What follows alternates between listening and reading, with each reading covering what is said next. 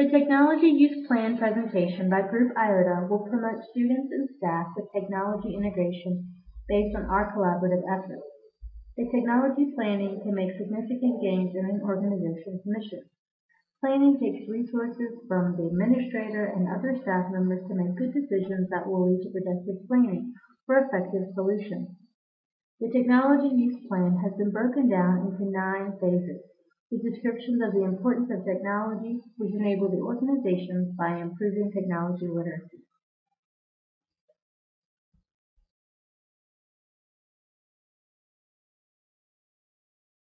The rationale in developing a technology use plan is to integrate teaching and learning with the process of motivating and inspiring students to achieve their goals. Also, shared values are important to enhancing our communication as well as staff input and how to organize funds. Providing a framework for infrastructure to accommodate the creative innovation that they need is another reason to develop a technology use plan.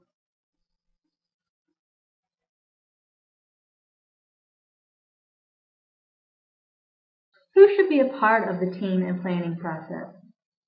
It is important to have the whole organization in the technology use plan to help distribute responsibilities as well as provide clear expectations in the planning process.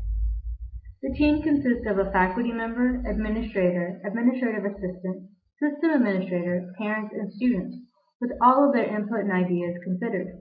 Also, there should be a business manager to review and analyze development on the plan.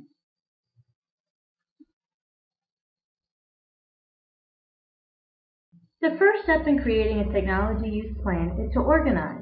This requires getting the stakeholders from the slide above together.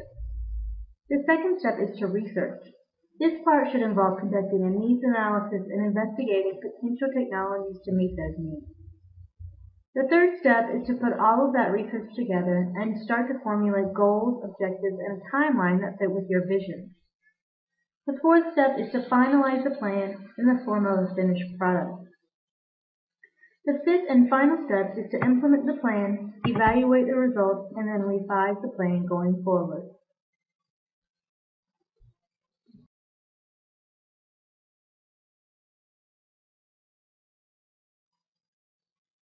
The vision statement. We envision using technology to further a learning community where students have access to a broad spectrum of educational technology applications that will allow them to be active participants in and co-creators of an experiential, meaningful, and relevant educational experience that develops critical thinking, complex problem solving, collaboration, and multimedia communication. Where teachers receive the training they need to become facilitators of a student-centered and interdisciplinary curriculum that integrates educational technology throughout while meeting standards of excellency in instruction and content delivery.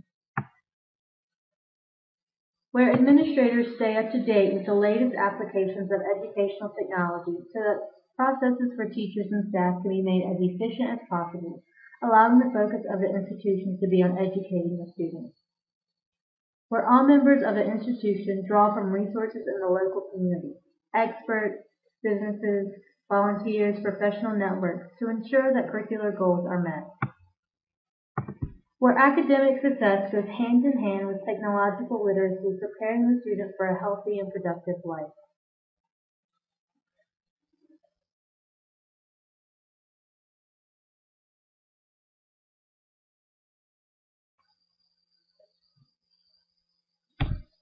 An important part of creating a tech plan is identifying goals and objectives that correlate with the school's vision statement and that stakeholders all have interest in. The goals and objectives cover a wide range of areas, from maintenance and support issues to addressing district, state, and national technology standards. A sample goal for the maintenance and support area could be that each building in the district would have a dedicated technology specialist available to the staff to help with technology issues and training. They would be in charge of updates and keeping the software and hardware running smoothly. An objective to help reach that goal would be to hold monthly training sessions for the building specialists. Another sample goal for curriculum integration could be for technology to be integrated into the curriculum once a week in lesson plans in every department or grade level.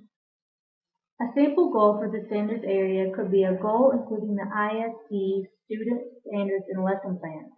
Professional development trainings will provide the background information, and teachers can use this to add technological standards to their lesson plans. The goals and objectives should help guide the building or districts on their way to creating a successful learning environment where technology is embraced.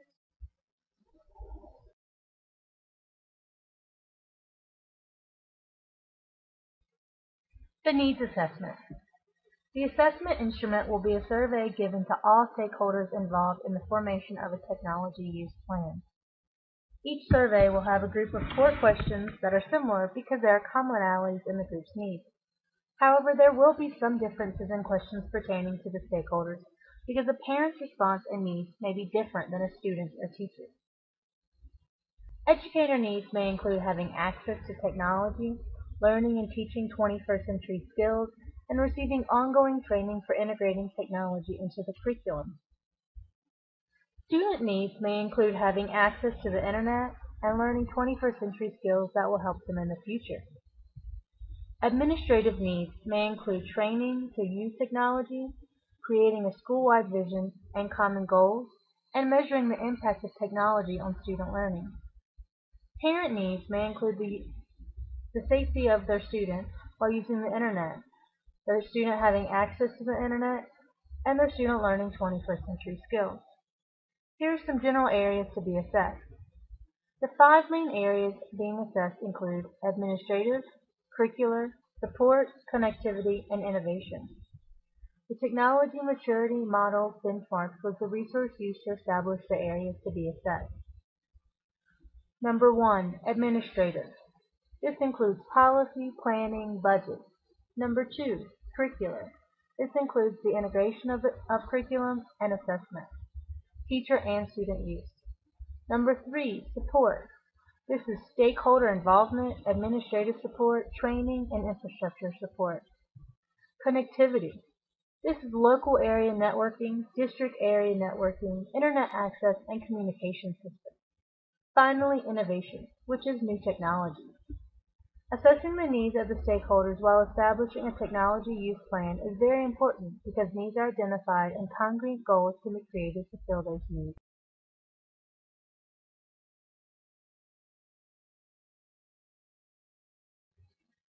Professional development. The 2010 National Education Technology Plan points to the fact that there is a large variation in levels of technological aptitude among teachers. Some teachers are willing to jump on the educational technology bandwagon, and some are not. How can those that are not get integrated into the connected classroom model?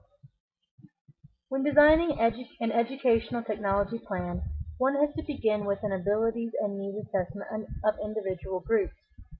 Next comes an inventory of the technologies and applications that currently exist, and the decision on which ones to add and which ones to phase out. Once all that has been determined, it is time to make a plan on how to best train everyone in order for the institution to function effectively and learning outcomes to be high. As the chart shows, there are 3 options. Number 1, training sessions at conferences or workshops on campus provided by consultants. Number 2, teachers training teachers. And number 3, hiring a full-time professional development instructor. The planning team needs to decide on the option that is most effective, efficient, and sustainable for the institution in the long run.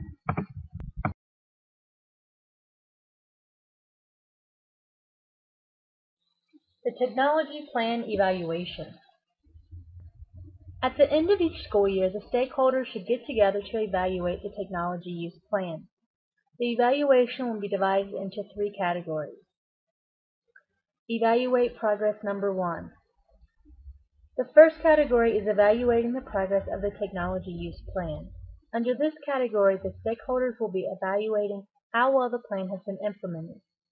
In order to do this, an inventory form will be used to record what equipment is currently in the district, as well as any training that has taken place. Evaluate effectiveness. Number 2. The second category is evaluating the effectiveness of the technology use plan. In this category, the stakeholder will look at how the chosen technology is meeting the needs identified on the needs assessment. In order to evaluate this category, the stakeholders should complete a new maturity benchmark survey each year to identify if the chosen technology that is being used is meeting the needs identified on the Needs Assessment Maturity Benchmark Survey.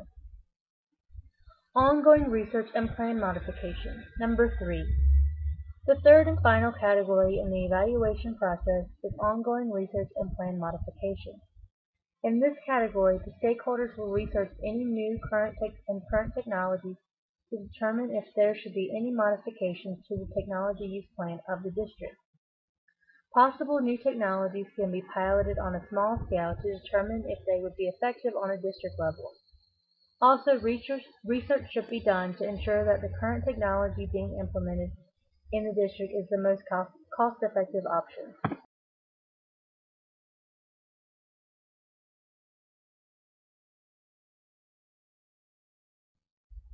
The timeline for the technology use plan. The technology use plan will be done in phases. The first phase consists of creating the plan. This phase should take 7 months. You organize a planning team, 1 month.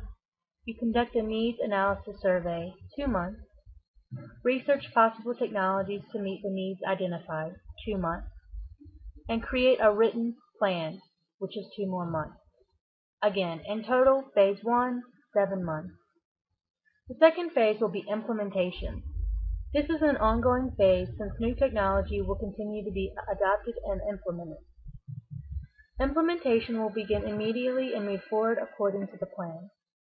Within the first 2 years, all schools will be updated with the plan specified equipment. Within the first 3 years, all teachers will receive the minimum training specified by the plan as well. Implementation will continue as specified by the plan as the budget permits. The third phase will be evaluation and modification. This phase will happen with a formal meeting on an annual basis.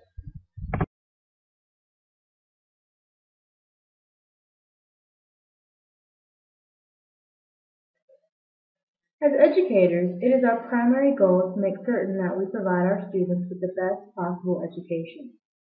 In the 21st century, the best way we can ensure that this happens is to have an up-to-date technology use plan in place within each of our school districts. In this presentation, you learned about the components and steps that go into a technology use plan. If we use these guidelines to make an appropriate technology use plan for our district, we can say yes, we are providing our children with the best education available, utilizing the newest technology available, in the safest environment available. We in Group IOTA would like to thank you for your attention.